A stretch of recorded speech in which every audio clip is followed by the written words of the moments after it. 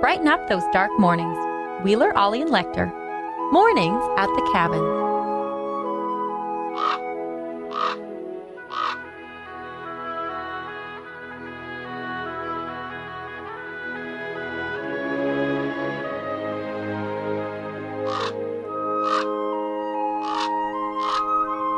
Hey, Ollie. I'm back from the dead. He's alive.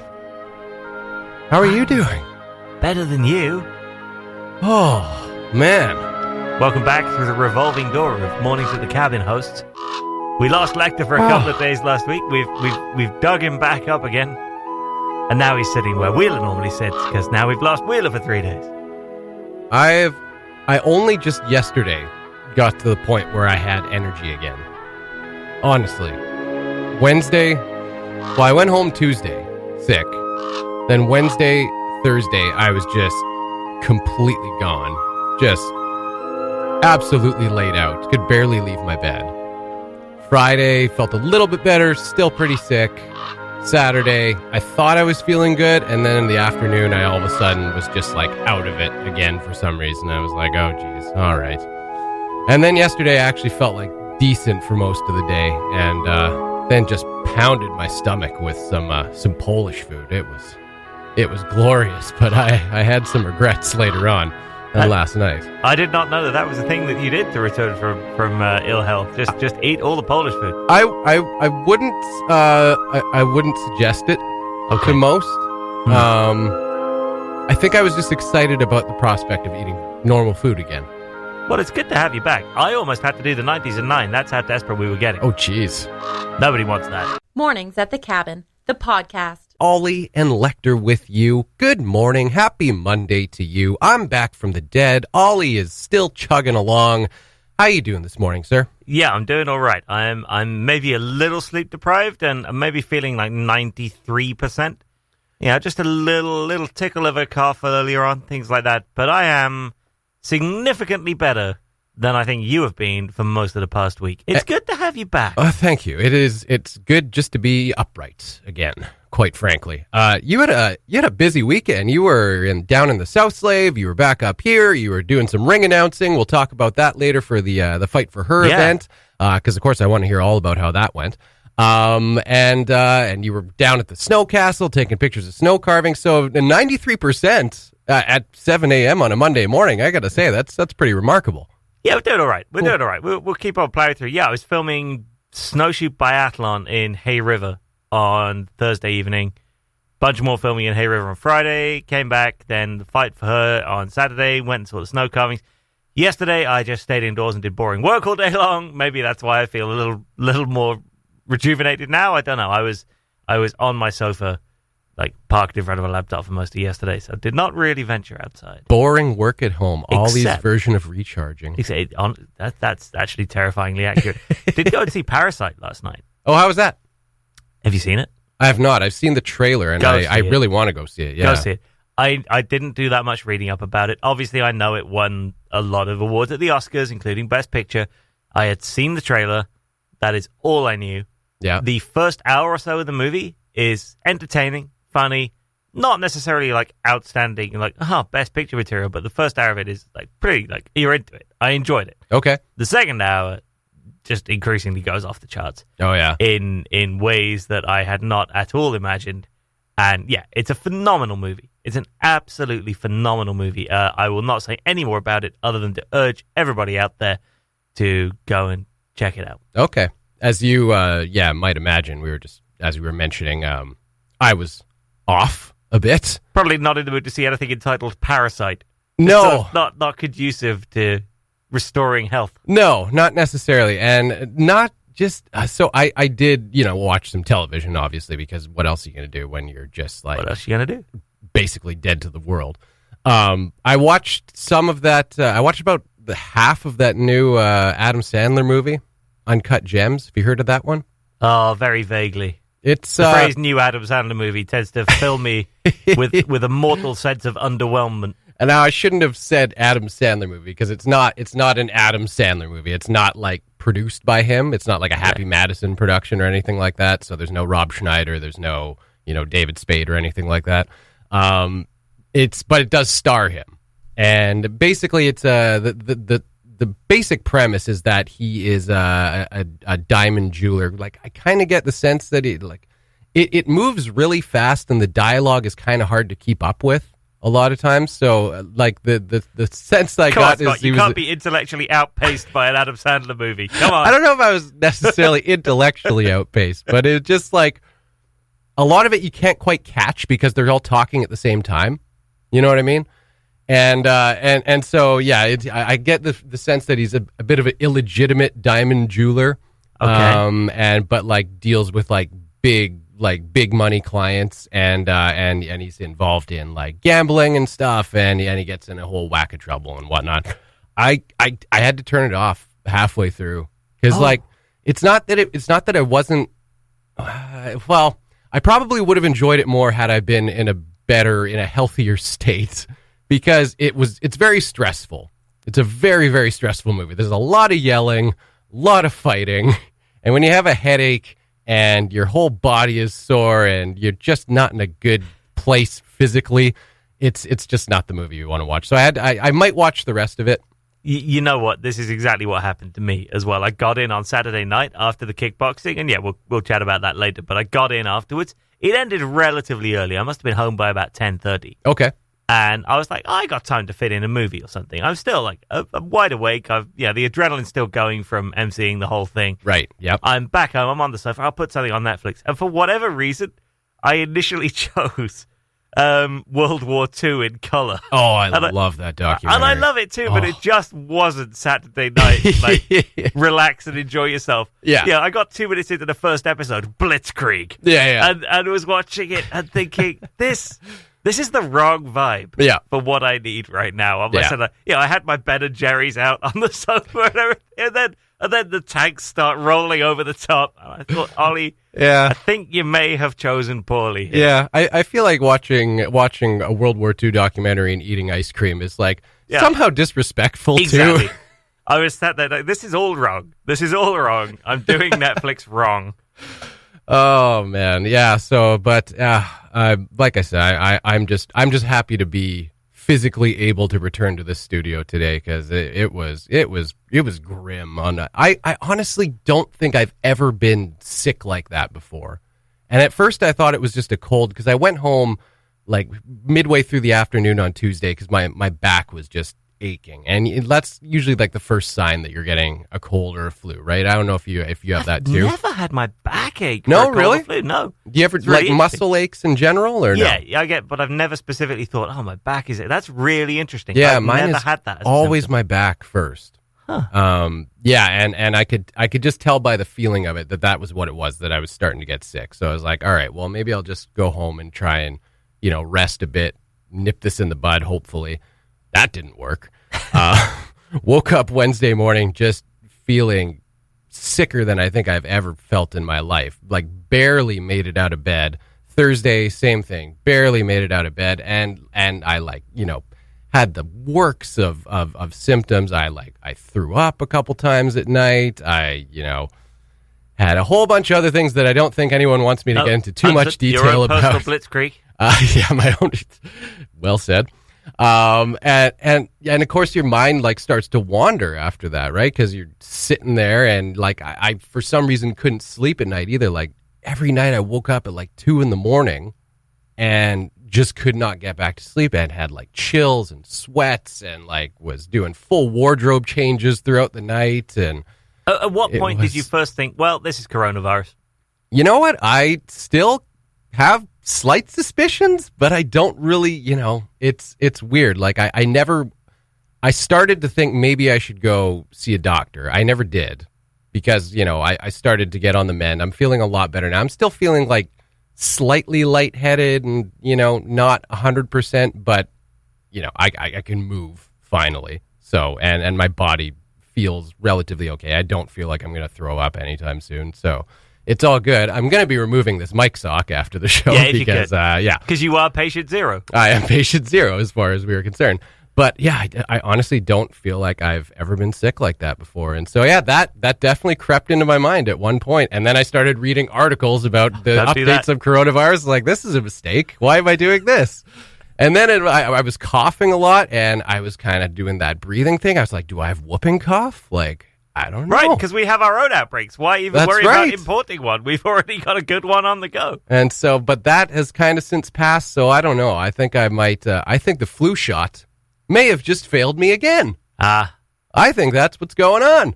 Throwing the flu shot under the bus. Right under the bus. Well, I'm glad you're back, because if we didn't have you, it would be very lonely in here this morning. AJ is a little under the weather this morning, and we've lost Mr. Wheeler for 3 whole days. AJ's lying. I saw him creep in already. Oh, yeah? All right. But we should give a little shout out. Good luck to Jesse and Betty. Absolutely. Who have headed south. Betty the dog getting surgery on ligament surgery this week. Yep, sports star that she is. You got to keep those ligaments in good shape. So for the next 3 days, all our thoughts are with those guys, and we hope that works out. I can imagine how stressful that is, getting your poor injured dog all the way down to Edmonton to have surgery, so good luck. He had a funny status the other day saying that Betty barked at a few people in the airport, and I was like, that's the spirit, Betty. You tell them. Give them hell. The Mornings at the Cabin podcast was recorded before a sort of live, thankfully not in the studio, audience. Ollie, I got a question for you. Go on. On a scale of 1 to David Ayers, how are you feeling this morning? Trying to think what's like slightly beneath David Ayers. Who's like the second least likely person ever to have gone in goal in an NHL game? I feel like that guy. I'm not quite David Ayers, but I'm close. Probably Tim Thomas. Yeah, sure. Him. Don't know who that guy is, but him. Well, he won a Stanley Cup, so he was pretty good too. All right. I'm pretty proud to feel like him then. Great. Yeah, so we're going to post that question on the Mornings at the Cabin Facebook page. Also, second question, if you could have a hypothetical 15 minutes of fame for anything in the world, what would you want that 15 minutes of fame to be for? I would certainly take an unlikely sporting achievement. I mean, this is the kind of thing that I dreamed about almost incessantly as a kid. The sort of the unlikely scenario in which you get plucked from the crowd to perform some kind of miracle on either like in a sporting event or in music. I used to always imagine going to one of my favorite band shows in the UK and like, oh, the drummer's sick. Oh no, whatever shall we do? Does anyone in the crowd know how to drum? And like they choose the 9-year-old, obviously. Phil Collins can't make it tonight. Honestly, Who can fill in for him? I was trying to avoid saying Phil Collins, but that's exactly where that went. The whole time. They actually, who knows you? Genesis had a backing drummer called Chester Thompson, and I admired the heck out of that guy. He's amazing. But I would wish him ill every time I went to a gig. Because I just wanted them to like urgently need somebody to drum, and I could play every Genesis track as a kid. You could have put me in that chair, I would have been relatively comfortable. And that has happened. We've seen that happen at concerts too. But rarely the 9-year-old gets chosen from the 30,000 fans. Yeah. I think there would probably have been like some guy who I would have hated for the rest of my days, who would have been both a drummer and an adult with actual experience playing on stage. Right. But they might, in a pinch, have selected above this little kid like me. Yeah. I can play. Yeah, I mean, I think the 9-year-old getting chosen to play drums is probably about as unlikely as the 42-year-old Zamboni driver getting chosen to play goal as an emergency backup for an NHL team. If you haven't, sorry, I just want to spell it out. If you haven't seen this story somehow, it's been all over social media, otherwise media. It's been everywhere, as it should, because it's, for one, just a miraculous story. That the fact that in the Toronto Maple Leafs game against the Carolina Hurricanes this past Saturday night, not only did their starting goalie, the Carolina Hurricanes starting goalie, got hurt, their backup goalie also got hurt in the same game.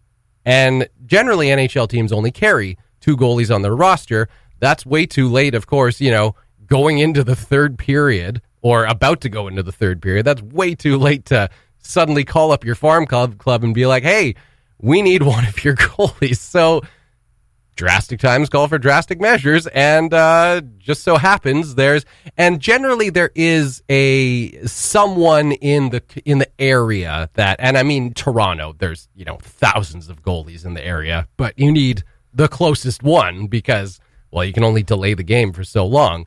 So it just so turned out that the Toronto Maple Leafs Zamboni driver is a goalie, has his equipment, and slapped it on. The ironic thing is that he was wearing Toronto Maple Leafs goaltending gear in a Carolina Hurricanes uniform, and then went on to defeat the Toronto Maple Leafs. This whole story blows my mind. I had no idea, first of all, that this was the solution that the NHL employs when you lose both your goalies. Yeah. In the sports that I follow, for example, soccer, if you would usually have 2 goalkeepers named in your starting 16, like 11 players on the field, 5 on the bench. Right.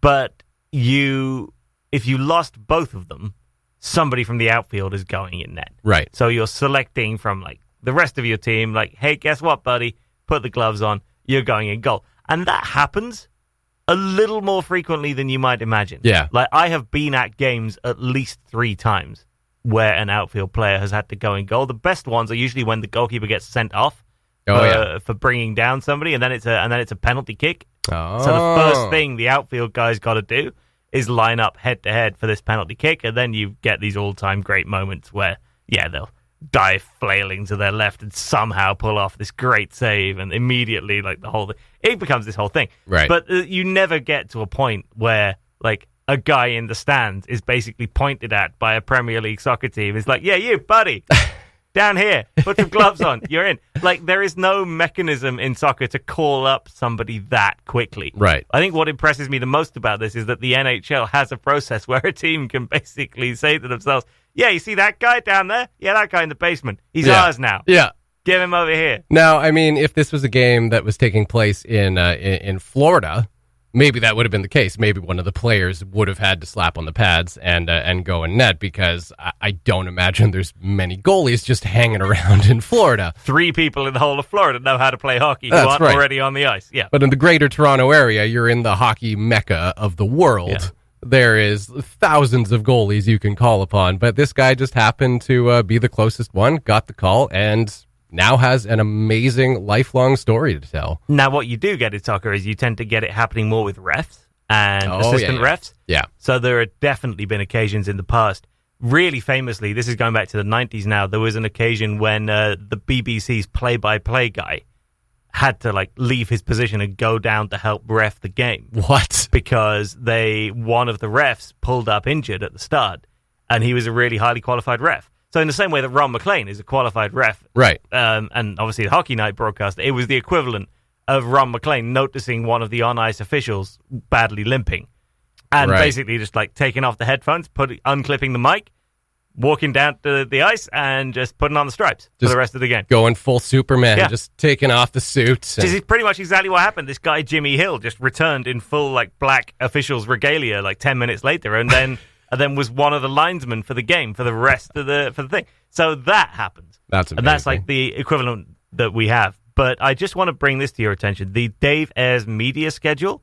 So the Hurricanes posted his media schedule for yesterday and today. Yeah. I'm sure he's on, like, Jimmy Fallon tonight or something. They talk about 15 minutes of fame. Yeah. This is more than 15 minutes. Oh, yeah. So ESPN, this is yesterday, Sunday, 10:30 a.m., ESPN Radio, CBS and CBC, 12:30 p.m., Media Scrum post-skate, NHL on NBC live remote during the second intermission of Capitals and Pens, TSN 3 p.m., Globe and Mail 7 p.m., Wall Street Journal 7:15 p.m., Monday, Pro Hockey Talk 7:30 a.m., Today Show NBC 8:10, ESPN Radio 8:30, Fox and Friends 8:45, CBS Sports Radio 9, Sports Center 9:35, Trade Center 9:50, Dan Patrick Show 10:30, ESPN Radio again 11, CNN 12, Adam and Joe on 99.9 FM Raleigh to tape, and then fly to Raleigh after that. So, like, he's not even doing any late night? That's just to Monday afternoon. Oh, wow. Give him a chance to get to late night. I hope he's getting paid for all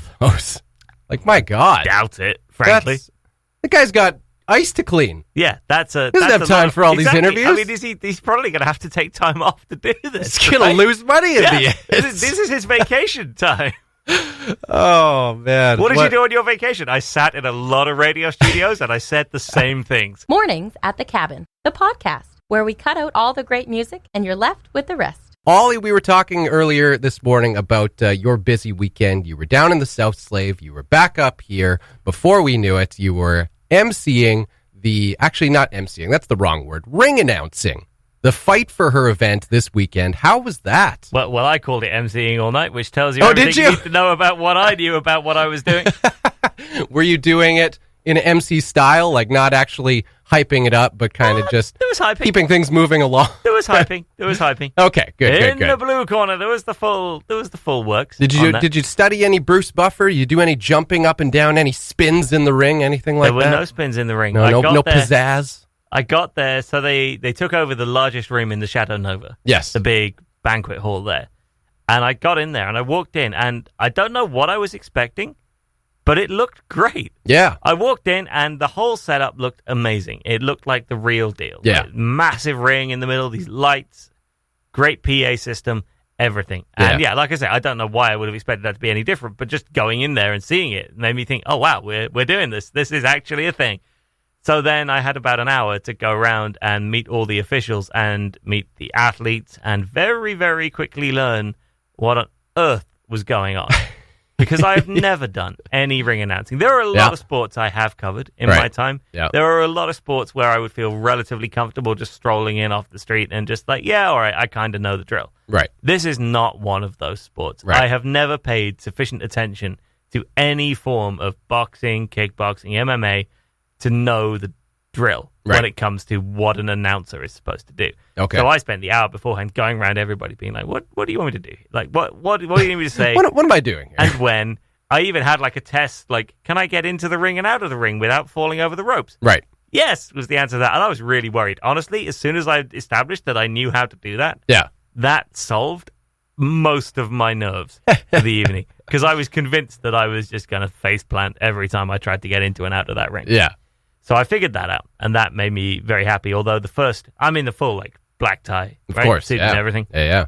The first fight was quite a bloody one. Oh, really? Somebody got their face pretty badly cut up. Ooh.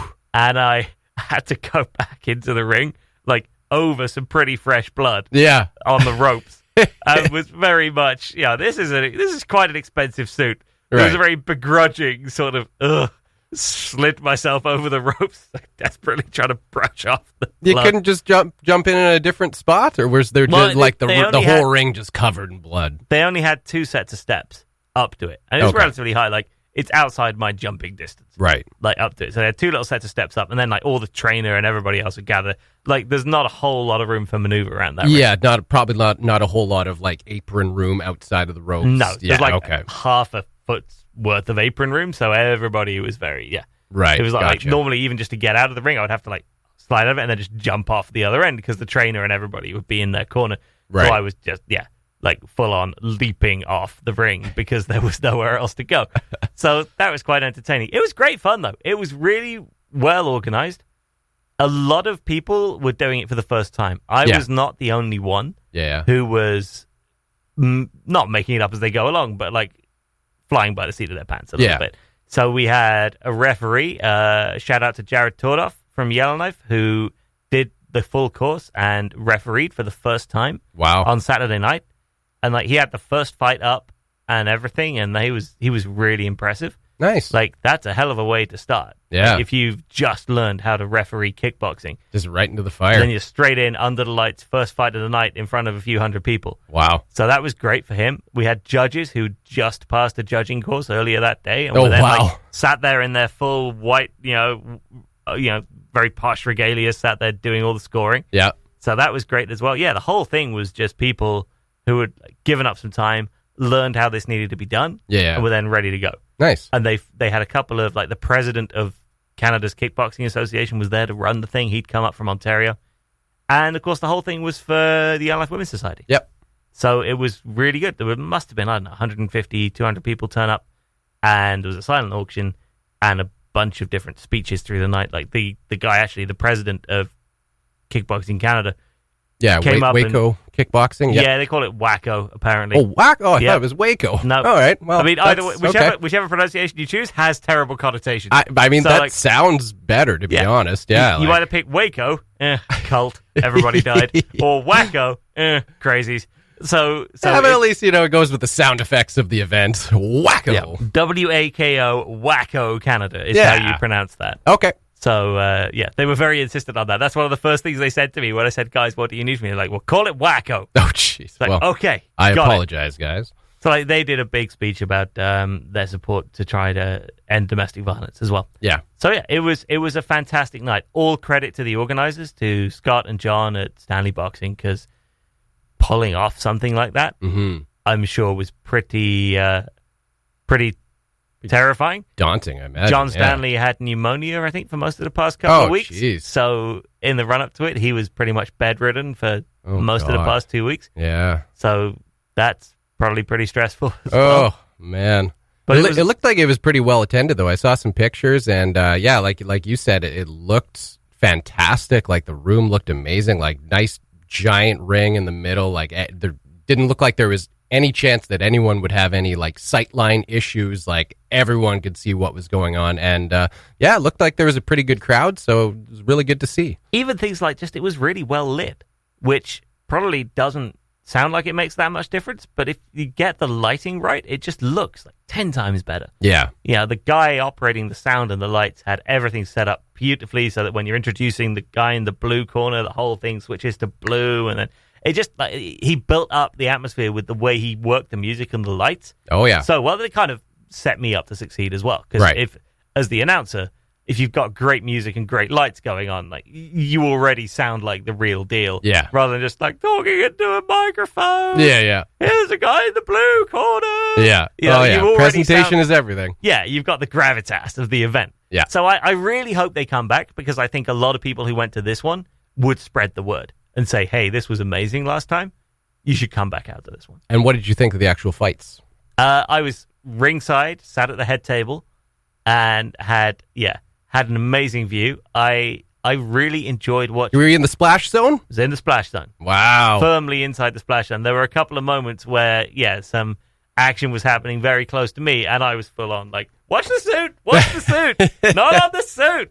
They didn't give you a bib to hold up just in case? Yeah, right. There should have been like, some sort of splash pad or something. A little tarp for you. Riot shield. There's like the fluids rain down. Yeah. No, it was really interesting, and it was great to sit at the head table and do it, because you've got the senior officials right next to you. Right. And they were doing a great job of leaning in and explaining to me, like, here's why that guy's doing that. Yeah. Now, there was one brilliant moment. Todd Vatcher from Yellowknife was fighting, and he absolutely had his opponent on the ropes, and it looked like it was in almost the kidney area or something like that. He landed a punch that looked like it really hurt something. Yeah. The guy went down. He eventually got back up and just beat the count and was ready to go. And this official leant into me and said, well, he just needs to hit that. If I was him, I would just hit that same spot one more time, and this fight will be over. Yeah. And the next thing that happened, Todd Vatcher just leaned in, basically just like, book, just like lightly poked the same spot one more time. Oh, man. The guy went straight down, and that was the end of the fight. Oh, geez. So I learned quite a lot just by being able to sit next to people who had a lot of experience. But yeah, I mean, even the local fighters who came out, we had athletes coming from Ontario as well, and like, people made a bunch of effort to come and be a part of it, and I hope everybody had a really good time. Well, that's kind of a microcosm of Yellowknife in general. I feel like we find a way to make it work. You know, like even if we're not totally well equipped to start with, we find a way to get there and to make it all come together and make it work. And just big kudos to Scott and John, Stanley Boxing and Fitness, WAKO for making that happen. Those WAKO wackos. And all the fighters, of course, for putting on a great event. And kudos to you, my friend, and raising money for the Yellowknife Women's Society. Great job to everyone, and big thanks, of course, on behalf of them for everyone for buying a ticket and coming out and supporting the event and making the Fight for Her event a huge success here in Yellowknife. And like you said, hopefully we will see another one sooner than later. The Mornings at the Cabin podcast. Lekter and AJ with you. How was your weekend, mister? It was good. It was good. I got a little bit of chores done Saturday. Yeah. Which is fun. You love chores, man. I love chores. And I'm usually so busy even on the weekend that I just don't get a chance to do that kind of stuff. Yeah. So when I do have a free day and I can sit down and get a bunch of stuff done, kind of clears my head a little bit. So right. It's nice. But I was a little sick, and so that perspective not very good. But well, I was concerned because I thought you meant legitimately sick, and I thought you were catching like something, the same thing that I caught. I thought you were actually catching that earlier this week because you were saying your back was feeling a bit sore, and that was like my first kind of indicator that I'm getting sick is just muscle soreness in general. But you just had your first old man hangover. That's all. I did have one of those too. Yeah, it's a harsh. And we were just talking about it. A friend of mine just turned 30 not too long ago. Yeah. And she's like, "Oh man, that first hangover into 30 was rough." Yeah. And I'm like, "Well, I'm actually not even there yet, so I'm not looking forward to that. After September, it's going to be.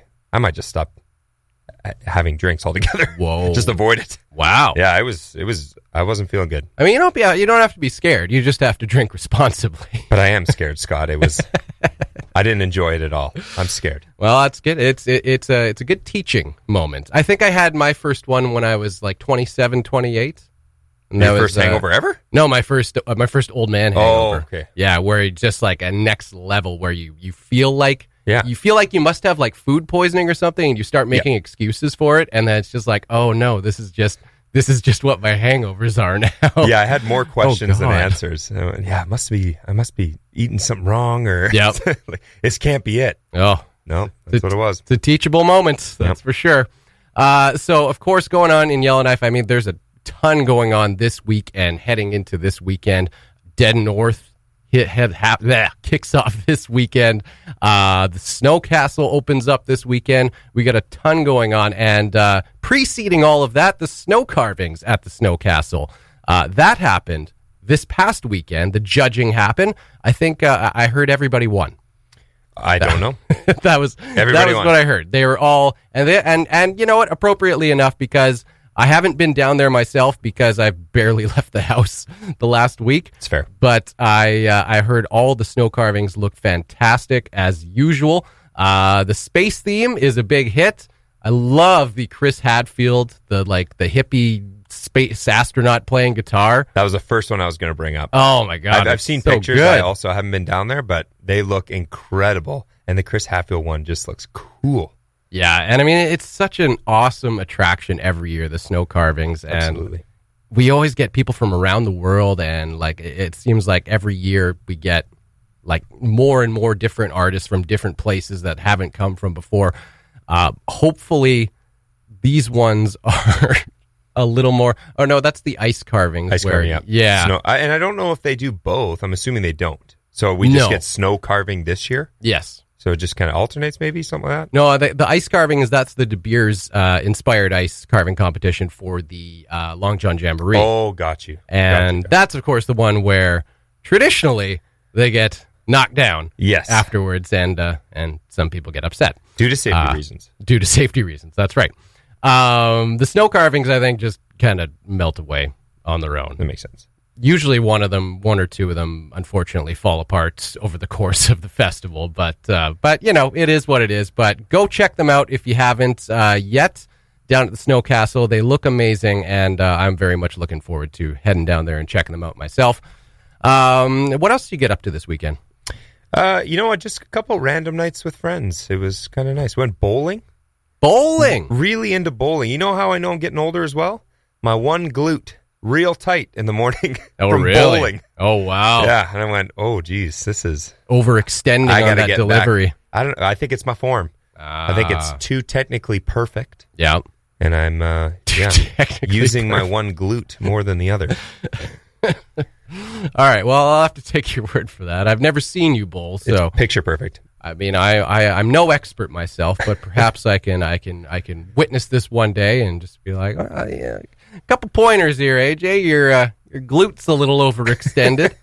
I don't know. I get that all the time. Thanks for listening. Check out more from the show at cabinradio.ca and by following the Mornings at the Cabin Facebook page.